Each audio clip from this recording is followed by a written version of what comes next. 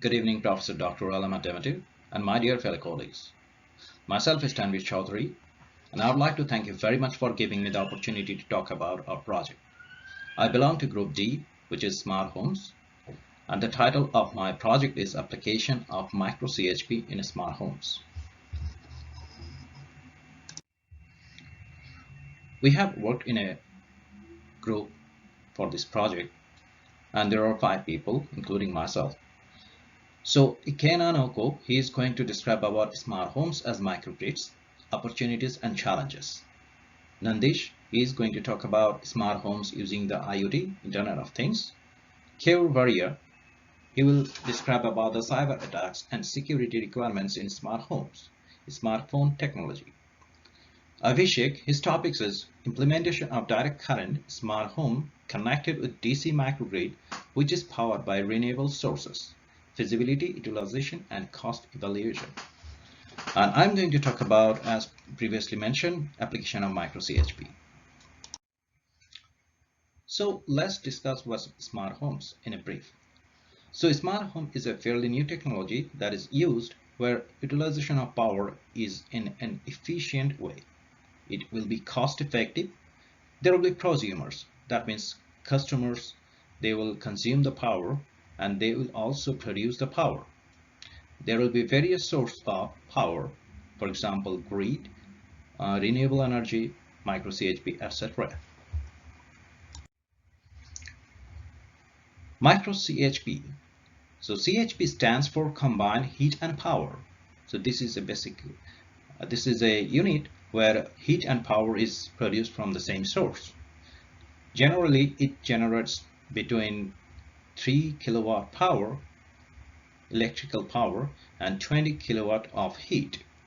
There are several kinds of micro CHP. There's an internal combustion, Stirling engine, fuel cells. Now we'll see some characteristics of micro CHP. As you can see in the picture, so the size of the micro CHP is very accommodable. It is compared to a small refrigerator.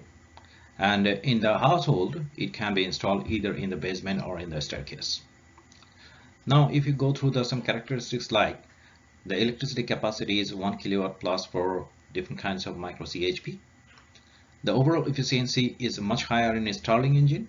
However, whenever we want to transfer the heat to power, it produces only 10:1. In the fuel cell, it converts most of the heat to power. And the noise in fuel cell is also very less. And this is a real great option that we can do with the fuel cell. That might be very helpful. Let's discuss a few benefits of the micro CHP. The micro CHP, it empowers energy consumers. There are chances that it reduces the CO2 emissions. It can charge electric vehicle. Also, it can run the electric heat pump. Can be used as renewable energy. It stores heat. And micro CHP reduces the amount of total primary energy needed. Cost effectiveness. This technology saves money in the long run, provides long life, reliable, and low cost. In future, it may replace the furnace in a larger scale. The price of the micro CHP is not exactly the best what we have in the market right now. However, there are some research going on so that the target price should come below $4,500 to provide significant power. Finally, I would like to conclude that this is a fairly great technology that can provide more options to the customers while integrated in smart homes. However, research is ongoing to improve the effectiveness and reduce the cost of micro CHP. Here are some references that I have used. And thank you very much for your patience. If you have any questions, you can ask. And I would like to pass it to my colleague, Ikena. Thank you. Hello, classmates. You are welcome to today's presentation. You all will agree with me that the homes we live in 30 years ago, 20 years ago, 10 years ago, is no longer the homes we live in today. The expectations is different. The expectation of today's homes is that they will conserve energy, generate energy, store energy, and transmit energy to the power grid. So for today's presentation, I'll be looking at smart homes as microgrids, possibilities and challenges. My name is ENEL890AD. I am a graduate student of Electronic Systems Engineering. I'm in Group D. So for smart homes, we looked at smart homes as homes that incorporate advanced automation systems to provide the inhabitants with sophisticated monitoring and control over the building functions. Hence, it's expected of smart homes to have advanced metering system to improve communication with the utility company. We need to also have energy efficiency building components and appliances to help it conserve energy. And we need a distributed generation and storage systems like PVC, that's photovoltaic panels at the rooftop, wind turbine at the rooftop, to enable it generate energy from renewable energy resources and convert it to electrical energy, which can be stored in batteries for later use. All these make up what we know as smart homes. And when you have a group of smart homes that are interconnected with distributed energies and within a clearly defined electrical boundaries, we call them microgrids. If you look at this figure 2 diagram, you can see that the radar feeder is made up of wind turbine and solar panels and fuel cells, which are all sorts of energy generation, and they also have battery storage of different forms. The microgrid has the capacity to connect to the grid or disconnect from the power grid because it has microcontrollers that are intelligent enough to compare the cost of energy coming from the power grid and the cost of energy generation of the microgrid, determines which is the best decision based on the energy cost and take a decision whether to take power from the grid or to produce its own power. So these are some of the resources that microgrid is that is available in microgrids.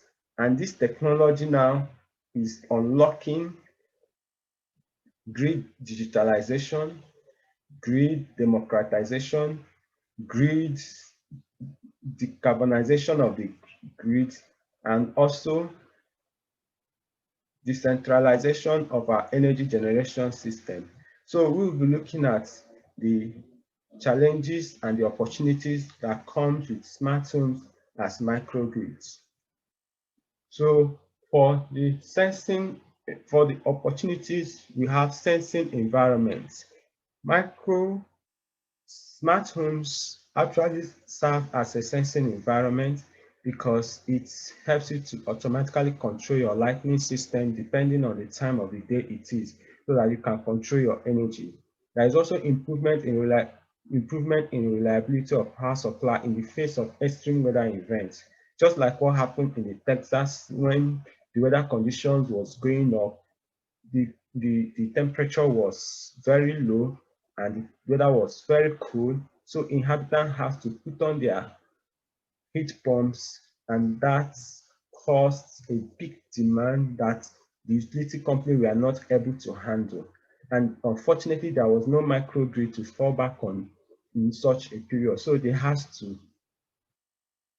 revert to load shedding, and which led to cascading blackout, and the Texans were highly hurt by their inability to access power supply. Then microgrid also serve as a support to the grid service functions because of enough data that is generated, it is easy and convenient for the grid provider, the utility service providers to plan and also be able to fulfill the customer's demand.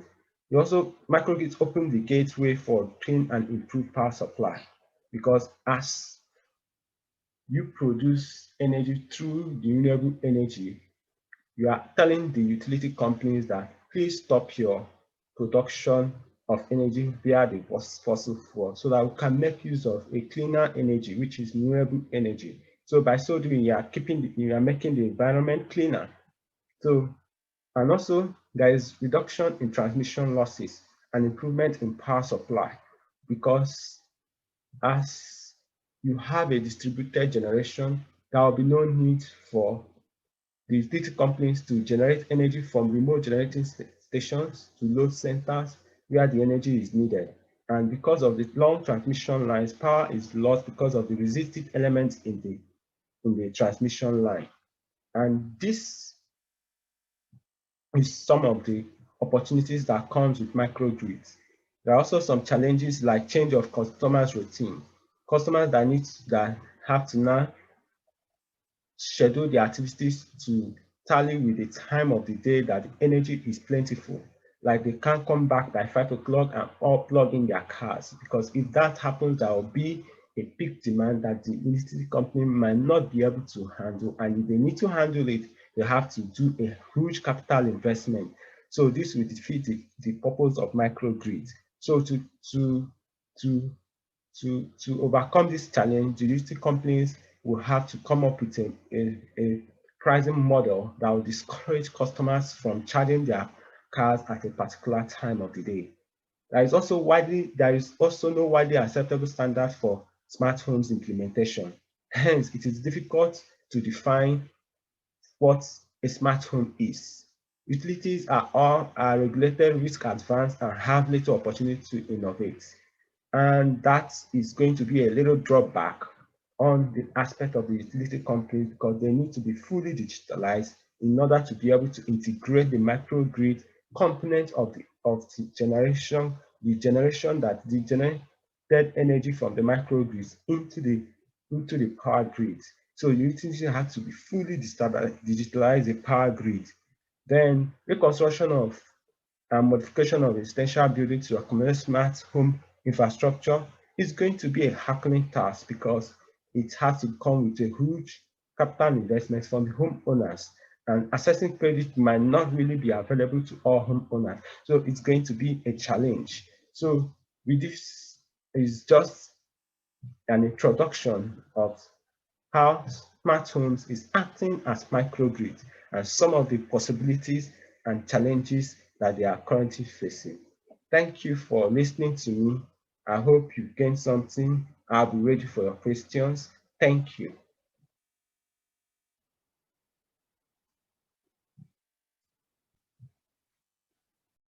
Hello, all. My name is Nandish Kumar Bhatt, and my topic is smart homes using Internet of Things (IoT). Now, you must have been familiar with this topic IoT. You have heard a lot, and even some of the things you are implementing right now or you are using right now, just like as you are using Siri and the Google Alexa, you are giving commands to play music and call someone and even search a word from the internet. So it automates the whole thing.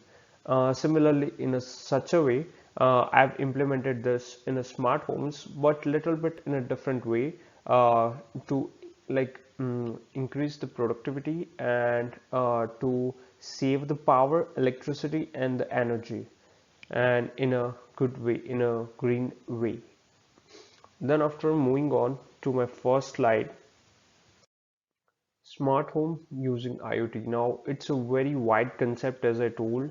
There are different branches coming under that, but I will just give a light on only these four, as I cannot cover all these things, but I've covered these four. But however, it is a very wide concept.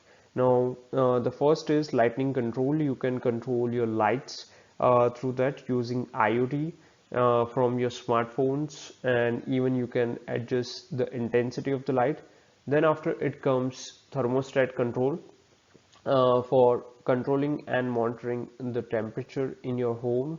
So when you go from the for the work, you can see that how much temperature it is, and you can even set the thermal temperature to the lowest one when nobody is at home. And then after it keeps the monitoring of the water usage, that how much water you have used, and how you can reduce it to use it. So you can even save the water by through this.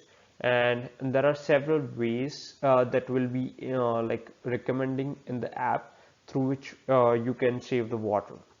Then after it comes the live monitoring of the home through the CCTV, and every day, like 24 by 7. So your family and your kids will be live secured in a secured way. Uh, and then after it comes to be first smart home with lightning control, like first topic, like lightning control, that how you control, like app is there. So as you see in the photo, you can adjust the light, and not only the turn on and turn off, but even you can adjust the light intensity. Like for example, what happens like when the user goes to the workplace, he leaves the home, he might not be in a hurry, and he might not be able to see that all lights are turned off or not. So he even at remotely, even he can access it, and turn it off using his smartphone. So even you can control it. Also there are sensors in the room, so they detect the movement. So if the no user is detected, it will be it will be automatically turned off if the user forgets to turn off. So this is how it gets automated, and then this way you can save the energy. Moreover, also if there is a less movement in the home, for example, if the person forgets to close it off, but he is at home and he is sleeping, then what happens that it will the light will get dimmer automatically, so it won't create any problem and it will save energy. So it won't only just turn on and turn off, but even it adjusts the light intensity with that. So this is this way, we are saving the energy as well. Then after coming to the next, with the thermostat control, like thermostat control, it as in Canada, it's like in every apartment there is a thermostat control, and depending on the ambience temperature, you need to control it manually. But the thing is, like sometimes what happens, like in winter there are very harsh cold and very extreme, and sometimes it very little bit. So depending on the ambience temperature, this thermostat control, this smart thermostat control will automatically adjust it temperature, home temperature according to the ambience environment. So it automates the system according to the requirement. And even what happens like in other case, like if a user goes for work, if nobody is at home, then he will just adjust it to the lowest temperature, so that we can save the energy. Even through the sensors, if the sensor doesn't senses the motion, then even they can cut off the temperature thermostat, or even lower down the temperature. In other case, like in summer, what happens, like the ambience temperature is very hot, so we don't need thermostat. It is very good way to cut off the thermostat, but sometimes the user might forget. So the thermostat, it keeps sensing the ambience temperature, and if it is more than 4 degrees Celsius, then it automatically cut off the heater when the outside environmental temperature is hot. So this way even we can save the energy. Then after it comes like smart home with electric vehicle. Now this is really a nice concept. Like nowadays the electric vehicles are coming, so we need to implement it. But the thing is, the charging is the main and important issue which we need to focus on it. So electric vehicles, we need to charge it after some interval of time. So what happens, like if a user wants to go for a work at morning and if he forgets to charge in the night, then he might be in a trouble. So this system, what it does is the electric vehicle car is charged automatically in garage, and you don't have to even figure it out that how you need to cut it off after it's charged. It will be cut off automatically, and even the user gets notified when it is charged, and the user gets message notification that it's charged, how much it is charged, so it's give a live notification through that. So there is a no wastage of time. So even when the user is coming from the work at home in like in evening, then he can just put his car to the garage and it will be charged automatically. So this way the energy is utilized. And in this methodology, the energy is like implemented from the sun through the solar panel, and it will be given to the battery, and the battery charges the electric vehicle then. So it is, we can say it's a green energy. So even the we are not taking the power from the power grid, so it's really nice to save electricity and the power. And these are two references from where I've taken the images which I've seen in the previous slides. So these are the references if you need. That's it, guys. So thank you so much. And if you have any questions, please let me know. Thank you.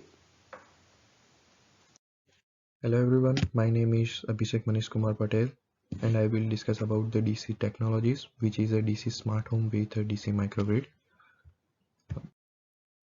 Nowadays everyone are looking for a convenience in their life as technology is on our fingertips. With just a one click on your phone you can start your car, TV, lights, washing machines, etc. A distributed energy resource (DER) can potentially be any grid element connected in the distributed side of the grid that provides a service either in the supply or demand side. Distributed solar, electric vehicles, and distributed storage, all of them working in a DC, get more and more traction in the world. Under the current framework, the power that we produce needs to be first converted in AC using a converters, which add insufficiency to the system. DC microgrid offers us some significant technical and economic benefits compared to the AC technologies, such as better energy efficiency, increased resiliency, and power quality. Those benefits are expected to increase as DERs multiply on the field, since DERs such as storage, distributed PV, and electric vehicles are DC technologies. DC microgrids comes as a natural solution for a better DERS integration at the customer side but also at the distribution grid. However, DC technologies adoption suffer from several barriers. On the technology side, AC technologies have been used for a long time now, while the DC technologies market is still not mature, making the cost of DC technologies higher due to smaller scales of manufacturing. In addition, the lack of standards commonly used by the industry for voltage communication metering among other make the technologies less energy efficient and user friendly to deploy. So why DC? As everyone know about the environmental effect on existing power sources, which are a thermal power plant, nuclear power plant, and so on, which is produce the AC energy and affect the environment very dangerously, such as a global warming, depletion in ozone layer, greenhouse gases, and etc. So researchers focusing on a renewable energy sources such as a solar, wind, which helps to reduce environmental effect and leads towards a clear energy sources.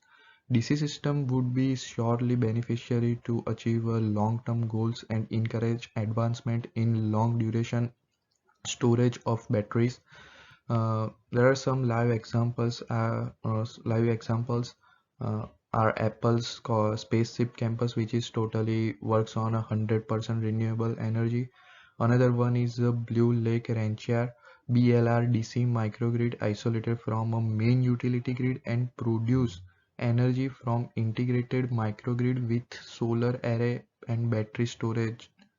As a result of campus provides approximately $150,000 in annual electricity saving. Moreover, Tesla Gigafactory and Kirtland Air Force Base located at USA, where DC microgrid is fully operational, which supplies power to 6 DC smart home military units. Thank you. Hello everyone, my name is Kevir Varia. Today I'm going to give you a presentation on cyber attacks and security requirements in the smart home system. As we know that in the smart home there are so many sensors, actuators, and the gadgets are connected through each other and can communicate wirelessly in this network environment. When we give a command through the smart home application to the smart gadgets, then it will create a lot of big data in the cloud. So there might be a possibility that any hacker will try to steal those data from the cloud through the cyber attacks. There are four types of cyber attacks in the market. The first one is a denial of service.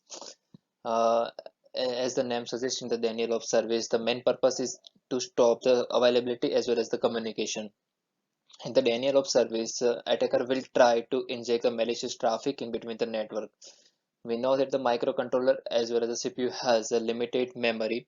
So when attacker flood the network with the malicious traffic, then there will be a overflow of a traffic and a lack of memory in the microcontroller. So microcontroller will stop responding and it will stop the access of a user. The second attack is a malicious code injection. In the malicious code injection, the attacker will target an application and inject a malicious code inside it. So when we use those applications to give a command to smart gadgets, then it will break the vulnerability of a network, and a hacker can easily steal the data of a user.